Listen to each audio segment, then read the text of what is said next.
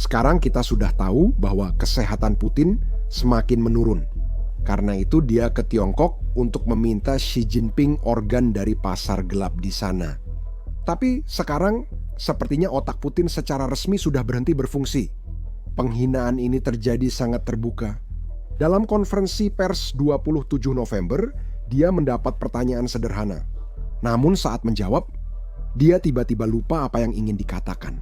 Lihat saja. Dia melontarkan sebuah lelucon, lalu dia lupa apa pertanyaannya dan apa jawaban yang seharusnya diberikan.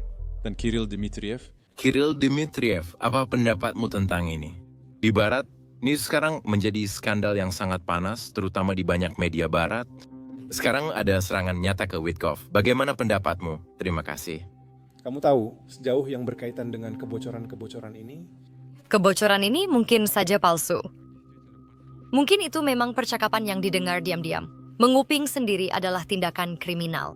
Dalam kasus kita, setidaknya menguping tidak diperbolehkan. Bagaimanapun juga, beberapa dari mereka seperti yang sering kita bercandakan, tahu kan mereka memasang alat pengintai dan menguping. Biarkan saja mereka mengurus urusan mereka sendiri. Tapi kamu harus tahu cara mengintip. Sekarang si akar panggil like yang same. Saya tidak tahu inti dari penyadapan dan kebocoran ini. Ya, kamu mengerti, kamu lihat, kami bangun di sini pagi-pagi, dari pagi sampai malam. Setelah semuanya selesai, aku datang padamu. Kirill Dmitriev kepadamu setelah itu. Saya rasa Putin lupa akan hal itu. Ketika dia memulai karirnya sebagai agen KGB rendahan, seluruh pekerjaannya seharusnya adalah menyadap percakapan di Jerman Timur. Sebelum membahas itu, izinkan saya menunjukkan lokasi konferensi pers ini. Karena lucu betapa takutnya Putin terhadap apapun Ukraina. Dia pergi ke bekas negara Soviet, Kirgistan. Dan dia pergi ke sana karena dia ingin memastikan tidak semua sekutu bekas Sovietnya meninggalkan Rusia saat negara itu sedang menderita. Namun, meski di luar negeri, dia masih takut pada kedutaan Ukraina. Sayangnya bagi Putin, kedutaan Ukraina persis di depan tempat menginapnya. Jadi, tebak apa yang dilakukan Rusia? Kamu lihat papan reklame besar di depan kedutaan Ukraina itu. Nah, itu dibuat untuk menutupi bendera Ukraina dari pandangan Putin. Karena ternyata dia punya kebiasaan buruk langsung menangis kalau melihat bendera Ukraina. Sekarang, papan reklam itu sebelumnya tidak ada sebelum kunjungannya. Lihatlah bagaimana tampaknya dari sudut pandang Putin setelah papan reklam itu dipasang. Papan itu secara khusus dirancang untuk menutupi bendera Ukraina yang berkibar di kedutaan Ukraina. Saya tahu beberapa dari kalian mungkin menertawakan bahwa Putin sangat takut melihat bendera Ukraina. Tapi izinkan saya mengingatkan kalian, itu adalah sebuah kondisi dan kita seharusnya tidak menertawakan orang yang memiliki disabilitas. Sekarang, sayangnya bagi Ludov Vladimir, dia tidak bisa menghindari pertanyaan tentang Ukraina di konferensi persnya. Dan di sana dia ditanya, kapan Rusia akan menghentikan perang ini? Nah, menurut Vladimir, dia akan menghentikannya sekali. Ukraina meninggalkan wilayah yang didudukinya. Saya tidak paham maksud menduduki karena Ukraina sudah menguasai wilayah itu sejak 1991. Rusia sebenarnya tidak pernah berhasil mengambil alih Donbas. Dan sekarang dia mengklaim bahwa justru Ukraina yang menduduki wilayah Rusia. Silakan dengarkan.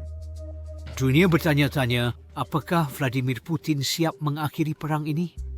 Untuk mendukung rencana perdamaian, Amerika dan Ukraina telah berdiskusi. Dia tidak terlihat terburu-buru. Secara keseluruhan, kami setuju bahwa ini dapat digunakan sebagai dasar untuk kesepakatan di masa depan.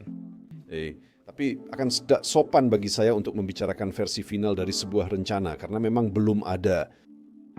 Kita perlu duduk bersama dan membahas beberapa isu konkret.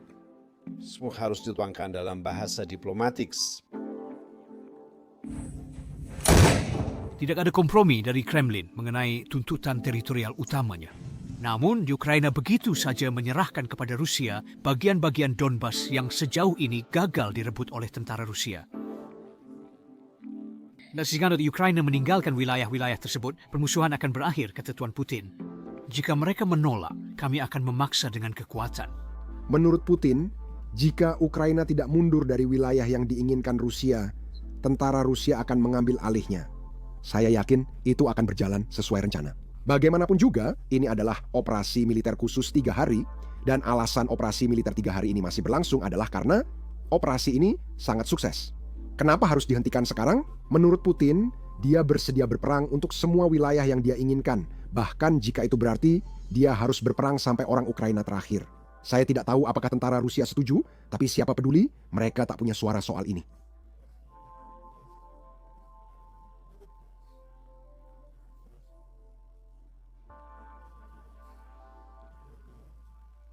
Saya ingin mengingatkan semua bahwa tanggal 28 Oktober, sekitar sebulan lalu, Putin menyatakan secara terbuka bahwa tentara Rusia telah mengepung Kupiansk dan Pokrovsk. Dan kota itu seharusnya segera berada di bawah kendali Rusia.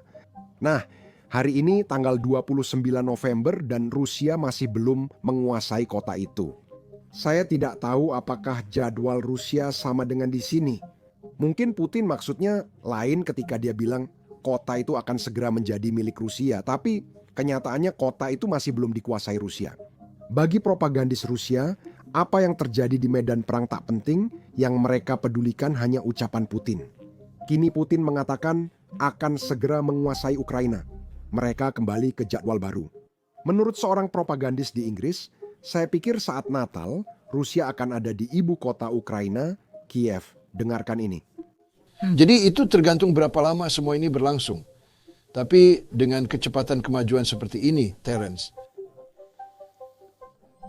kecepatan penaklukan damai yang sedang dilakukan oleh angkatan bersenjata Rusia sekarang, ya mereka bisa saja sudah berada di Kiev saat Natal, setidaknya saat Natal Ortodoks. Sekarang, saya tidak boleh berkoinsibe asuhan itu, tapi dengan perkembangan peristiwa yang terjadi, saya tidak yakin kita bisa memprediksi dengan aman bahwa mereka tidak akan melakukannya. Bagi yang belum tahu, Natal Ortodoks dirayakan pada 7 Januari. Sekarang, ketika saya pertama kali mendengar ini, saya pikir itu adalah jadwal yang ambisius. Namun, bahasa Rusia saya kurang baik, jadi mungkin ini hal khas Rusia yang tidak saya pahami. Semakin sering saya meliput Rusia, semakin saya paham maksud mereka. Sekarang, kalau Anda dengarkan baik-baik, dia bilang Natal Ortodoks, tapi dia tidak bilang Natal yang akan datang. Dia tidak pernah menyebutkan tahunnya. Jadi mungkin maksudnya, suatu tahun di masa depan tidak harus tahun 2026. Putin pernah bilang akan berada di Kiev dalam 3 hari, jika kalian ingat. Sekarang, karena lebih mahir berbahasa Rusia, kita tahu 3 hari punya arti berbeda dalam bahasa Rusia dan Inggris. Mungkin ini juga kasus serupa di sini. Sekarang, buktinya semua orang Rusia bilang akan segera ambil alih Kiev. Ingat, ini klip-klip dari 2022, dengarkan baik-baik. Beberapa hari lagi, seperti kalian tahu, tank-tank menuju Kiev. Tank-tank sudah berada di Kiev. Dekat Kiev. Tanggal 3 paling lambat, tanggal 5, tanggal 8 Maret. Halus, dan Ukraina akan mengerti. Semuanya. Ayo. Kiev. Perang ini sudah lama berlangsung, tapi kita belum juga. Kiev akan direbut sangat cepat. 1, 5, atau 3 hari. Seperti yang kalian tahu, Putin berjanji akan tiba di Kiev dalam 3 hari dan akan menepatinya. Namun, Lido Vladimir bukan tipe yang menarik kata-katanya. Karena itu, kita harus serius menanggapi setiap janjinya. Baru-baru ini, dalam konferensi pers yang sama, dia juga berjanji bahwa Rusia tak berniat menginvasi Eropa. Dan dia bingung dengan fakta bahwa beberapa negara Eropa sedang bersiap untuk perang, padahal Rusia bahkan tidak ingin menghadapi Eropa. Silakan dengarkan. Kita harus menerjemahkannya ke dalam bahasa diplomatik. Satu hal adalah mengatakan bahwa Rusia tidak akan menyerang Eropa. Itu lucu bagi kami. Itu menggelikan karena kami tidak pernah ingin menyerang Eropa. Oke, mari kita tulis secara tertulis. Tapi ada beberapa orang yang sangat terlalu terkejut dengan senjata.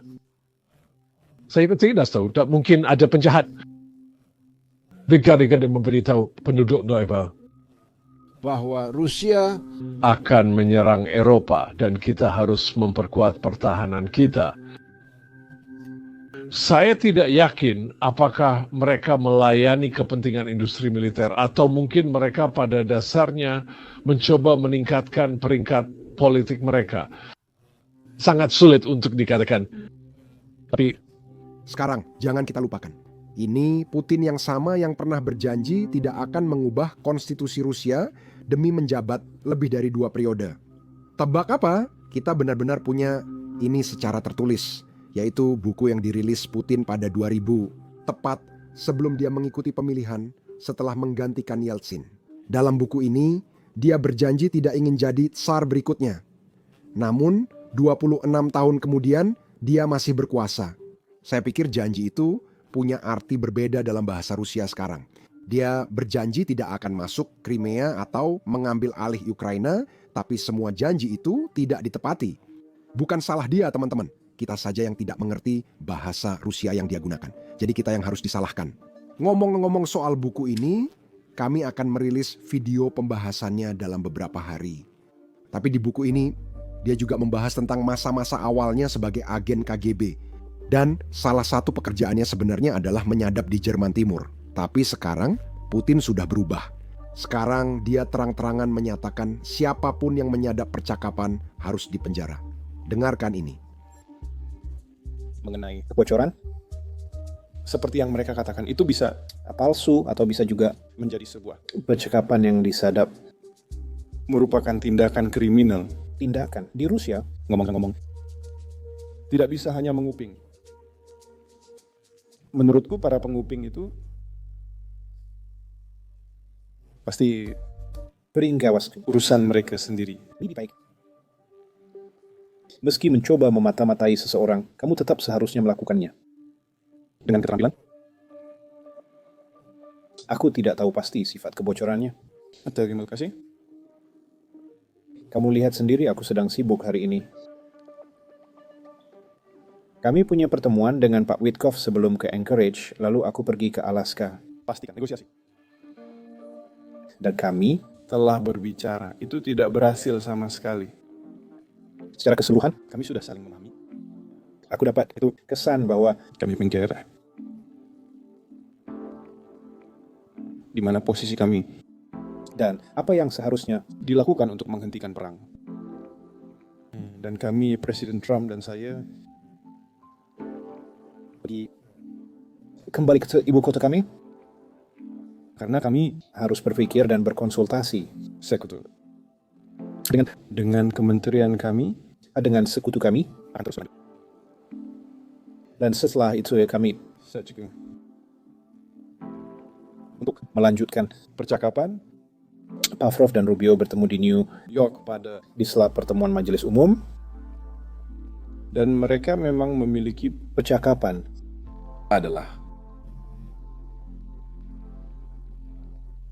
Dan saya tidak bisa mengatakan bahwa ada konflik antara Rusia dan Amerika Serikat. Dan kemudian Amerika Serikat mengumumkan sanksi terhadap 2 perusahaan minyak utama kami. Dari mana itu berasal? Menurutku, dia sudah berada di jalur yang benar. Jika dia berpikir sedikit lagi, dia akan tahu siapa yang membocorkannya. Putin mulai menyalahkan Lavrov setelah pertemuannya dengan Presiden Trump gagal. Dan saat itulah seseorang membocorkan sesuatu dan Lavrov kembali terlibat, mulai menyalahkan Kirill Dmitriev. Jadi saya pikir jika Putin benar-benar memikirkannya, dia akan tahu siapa yang melanggar hukum Rusia. Mungkin dia sebaiknya langsung kirim Lavrov ke Gulag. Saat ini, seperti yang banyak tahu, Rusia terus menyerang warga sipil Ukraina selama beberapa bulan terakhir. Setiap malam, drone dan rudal Rusia menyerang kota, apartemen, pusat perbelanjaan, hingga sekolah di Ukraina. Seperti yang kalian lihat di layar, sekitar 10 hari lalu, 19 November, Rusia menghantam beberapa gedung apartemen di kota Chernobyl, Ukraina, dan 6 anak meninggal di sana akibat serangan Rusia. Salah satu dari mereka baru berusia 1,5 tahun, seperti terlihat di cuplikan itu.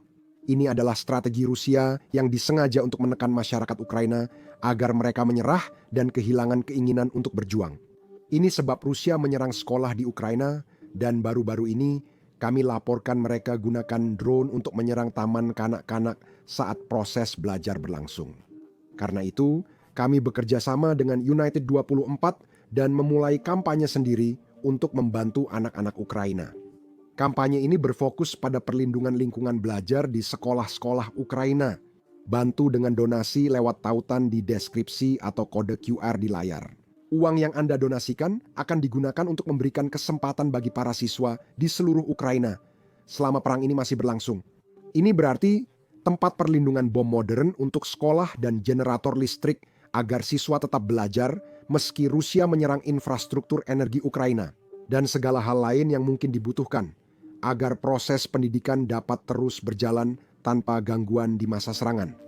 Dan ingatlah, setiap donasi itu berarti tidak peduli seberapa besar atau kecil, itu tetap membuat perbedaan. Jadi Anda bisa berdonasi melalui tautan di deskripsi atau memindai kode QR di layar Anda. Donasikan apapun yang Anda bisa, berapapun jumlahnya. Jika Anda tidak bisa berdonasi, tidak masalah. Anda bisa mendukung kampanye ini hanya dengan berinteraksi di video ini, dengan menekan tombol suka atau meninggalkan komentar. Ini memberitahu YouTube agar video ini menjangkau lebih banyak orang, sehingga donasi bisa bertambah. Terima kasih banyak. Saya Sam, sampai jumpa di video berikutnya.